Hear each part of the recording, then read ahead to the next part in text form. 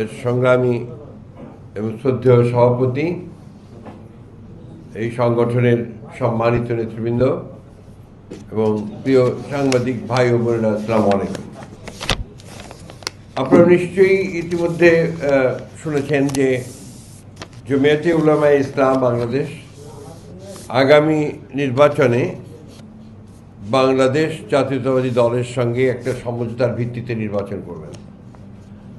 আমরা তাদেরকে এই বিষয়ে আমাদের দলের পক্ষ থেকে অভিনন্দন জানাচ্ছি।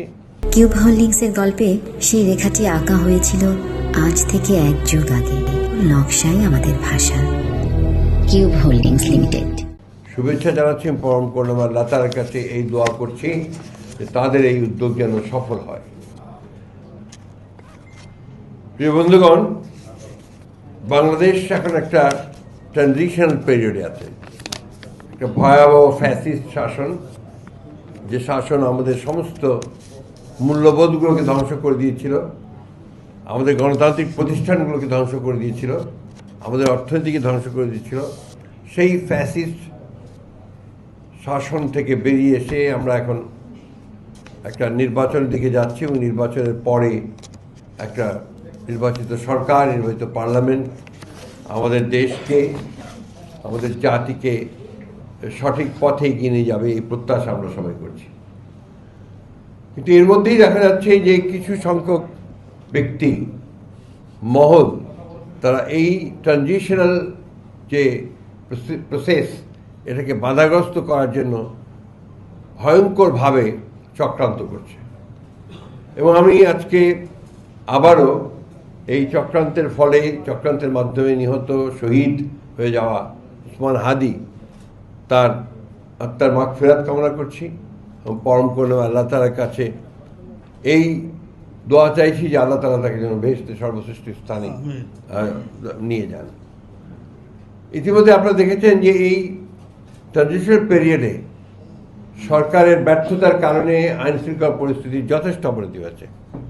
আমাদের প্রত্যাশা ছিল যে প্রফেসর ইউনূসের যে সরকার, সেই সরকার অন্তত এই কয়েকটা মাস তারা তাদের যোগ্যতার পরিচয় দেবেন এবং এফিসিয়েন্সির সঙ্গে দেশকে পরিচালনা করবেন। আমি ধন্যবাদ জানাই যে তারা তাদের কথা রেখেছেন, যে আপনার 26 ফেব্রুয়ারি মাসের 12 তারিখে নির্বাচনের ঘোষণা দিয়েছেন এবং নির্বাচন কমিশন সেটাই করছেন।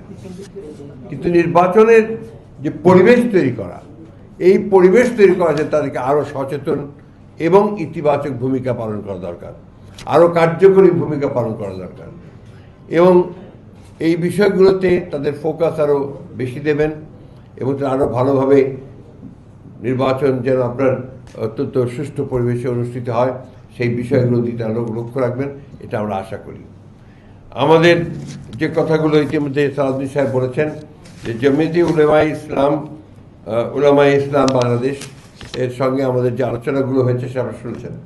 আমরা কিন্তু প্রথম থেকেই, বাংলাদেশ বিএনপির জন্মলগ্ন থেকেই শহীদ প্রেসিডেন্ট জিয়াউর রহমান সাহেব, তিনি সংবিধানে বিসমিল্লাহির রহমানির রহিম প্রথম তিনি সন্নিবিষ্ট করেছিলেন এবং আল্লাহর উপর অবিচল আস্থা, বিশ্বাস, এই কথাটা দেওয়া হয়েছিল। কিন্তু হাসিনার এই সরকার আপনার সেটাকে বাতিল করে দিয়ে নতুনভাবে 15th অ্যামেন্ডমেন্ট না 15th অ্যামেন্ডমেন্ট দিয়ে সবগুলোকে পরিবর্তন করে দিয়েছিল, যেটা আবার এখন পরিবর্তিত হয়েছে এবং আমাদের সেই বিষয়গুলো আবার সামনে এসছে। আমরা ইতিমধ্যেই কমিটেড যে আমরা